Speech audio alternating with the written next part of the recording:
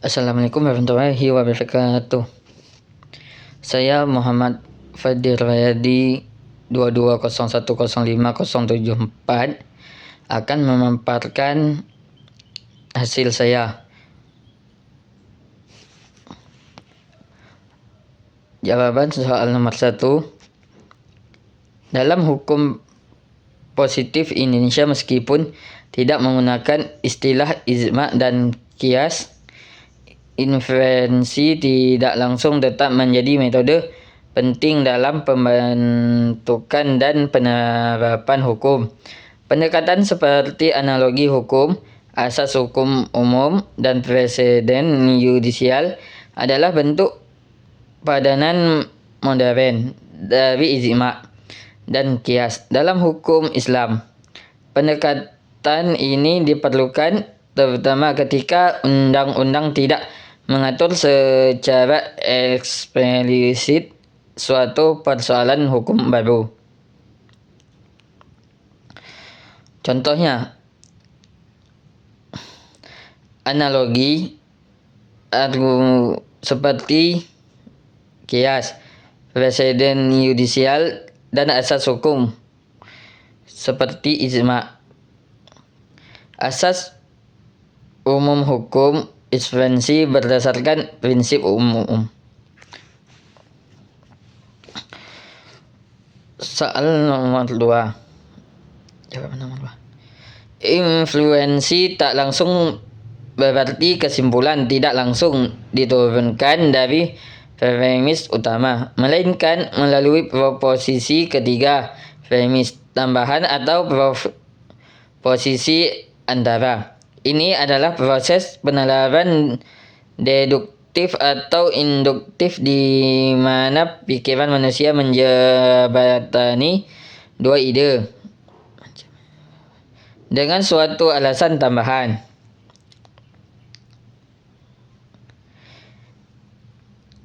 Contoh kasus dugaan pengelapan dana oleh bendahara sekolah. Fakta hukum premis awal, bendahara sekolah Tuan A menerima dana bos sebesar 500 juta pada awal tahun. Fakta tambahan, proposisi antara tidak ada laporan. Pertanggungjawaban keuangan yang dibuat oleh Tuan A dan ada pembelian barang fiktif senilai 150 juta berdasarkan bukti kwitansi yang dipalsukan. Jawaban soal nomor 3. Inferensi induktif adalah proses menarikan kesimpulan umum berdasarkan pengamatan atau data khusus. Contoh, kasus sengketa tanah. Misalnya, dalam 10 kasus sebelumnya pengadilan memutus bahwa jika seseorang memiliki sertifikat hak milik dan telah menguasai tanah lebih dari 20 tahun tanpa gangguan, maka dia diakui sebagai pemilik sah. Seorang hakim menghadapi kasus baru dengan kondisi yang serupa. Pemilik sertifikat hak milik menguasai tanah 20 tahun. Tidak ada sengketa selama itu. Maka hakim menginduksi dari pola 10 kasus sebelumnya dan memutus bahwa penggugat berhak atas tanah tersebut. Jawaban soal nomor 4. Contoh hukum yang dihasilkan dari metode al-istiqra al-manawi adalah larangan khamar, minuman keras. Dalam Islam, contoh hukum pengharaman khamar, minuman keras, dalil-dalil yang tersebar dan kasuistik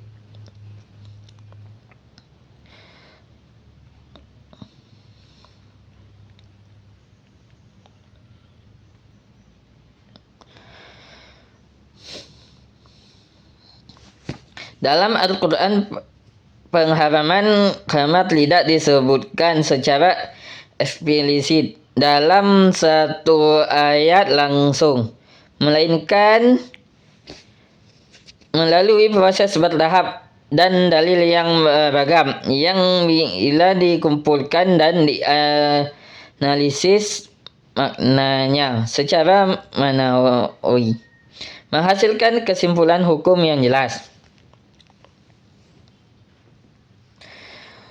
Al-Quran Surat Al-Baqarah ayat 219. Mereka bertanya kepadamu tentang khamar dan judi. Katakanlah, pada keduanya terdapat dosa besar dan beberapa manfaat bagi manusia, tetapi dosa keduanya lebih besar daripada manfaatnya.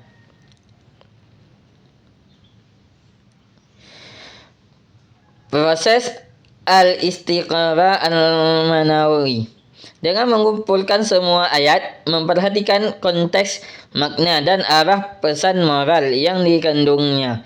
Para ulama menyimpulkan, khamar itu haram karena seluruh dalil yang beragam meskipun tidak satupun menyebutkan haram secara eksplisit pada awalnya mengarah pada satu makna hukum yang pasti, pengharaman.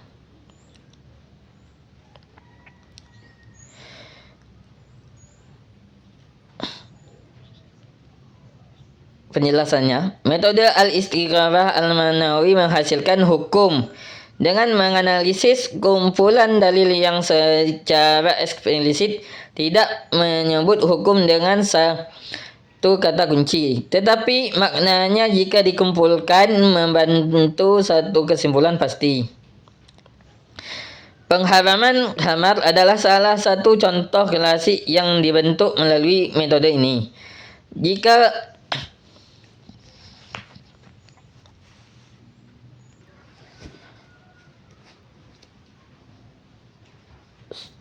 soal nomor 5, jawabannya.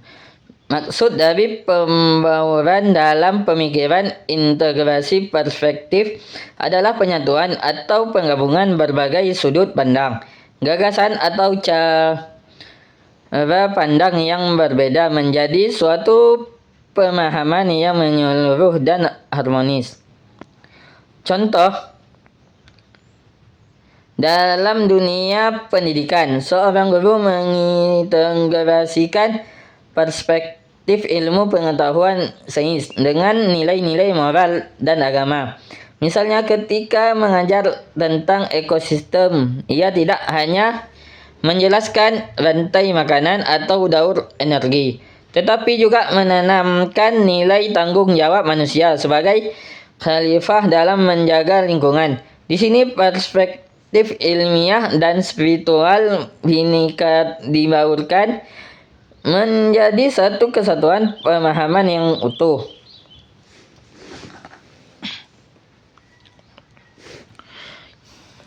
Nomor 6.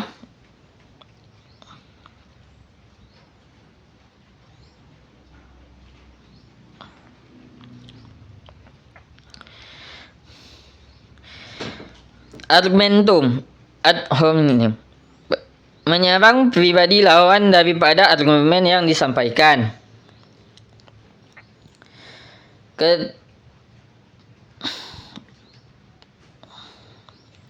Dalam hukum ini sering terjadi ketika pihak yang berperkara atau saksi diserang karakternya untuk melemahkan kesaksiannya, bukan argumennya.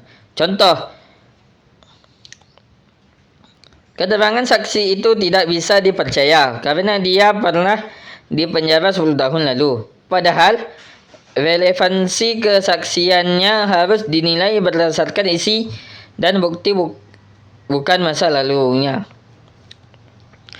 Argumentum ad populum, menganggap suatu argumen benar hanya karena dipercaya oleh banyak orang. Hakim atau jaksa bisa terpengaruh opini publik yang besar, bukan fakta hukum. Contoh, semua orang tahu terdakwa bersalah, jadi dia pasti bersalah, padahal keputusan harus berdasarkan bukti, bukan opini masyarakat. Argumentum ad baslum, menggunakan ancaman atau kekuasaan untuk memaksa penerimaan argumen. Bisa muncul dalam tekanan terhadap hakim atau saksi agar menyampaikan hal yang tidak sesuai fakta. Contoh, jika Anda tidak mendukung putusan ini, Anda akan kehilangan jabatan. Ini tidak berdasarkan pada argumen hukum tetapi pada intimidasi. Argumentum ad misericordiam, banding pada rasa kasihan. Memohon belas kasihan untuk membenarkan atau meringankan hukum tanpa relevansi hukum. Bisa mengaruhi putusan jika tidak dikendalikan dengan prinsip hukum yang objektif. Mohon dibebaskan karena saya punya 5 anak yang harus diberi makan. Rasa kasihan tidak boleh menggantikan prinsip keadilan dan hukum yang berlaku. Mengapa? Karena sesuatu terjadi setelah peristiwa lain, maka yang pertama menyebabkan yang kedua. Bisa menyesatkan dalam penarikan kesimpulan sebab akibat dalam kasus hukum. Setelah terdakwa pindah ke lingkungan itu, angka kejahatannya naik, maka dia pasti penyebabnya. Argumen membuktikan dirinya sendiri tanpa bukti eksternal menyesatkan dalam logika hukum karena tidak memberikan alasan independen. Terdakwa bersalah karena dia melakukan kejahatan ini berputar tidak menunjukkan mengapa dia bersalah.